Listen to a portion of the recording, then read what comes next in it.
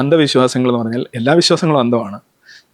വിശ്വാസങ്ങൾ ഒരു വ്യക്തിയുടെയും സമൂഹത്തിൻ്റെയും രാജ്യത്തിൻ്റെയും മുന്നോട്ട് പോകിനെ, ആരോഗ്യകരമായ വളർച്ചയെ, ശാസ്ത്ര പുരോഗതിയെ, മനസ്സിലായേ, മാനവികതയൊക്കെ തടസ്സപ്പെടുത്തുമ്പോൾ ആ വിശ്വാസങ്ങളെ ഡീബങ്ക് ചെയ്യേണ്ടതായിട്ടുണ്ട്.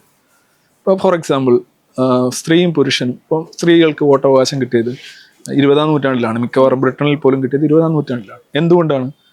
മതം മുന്നോട്ട് വെക്കുന്ന ഒരു ലോകവീക്ഷണത്തിൽ സ്ത്രീ എന്ന് പറയുന്നത് ഒരു സെക്കൻഡറി ആയിട്ടുള്ള, ക്രിയേഷനിൽ പോലും 2ാമത്തെ സ്ഥാനമാണ്. ആദ്യം സ്ത്രീയാണ് യഥാർത്ഥത്തിൽ വരേണ്ടത്.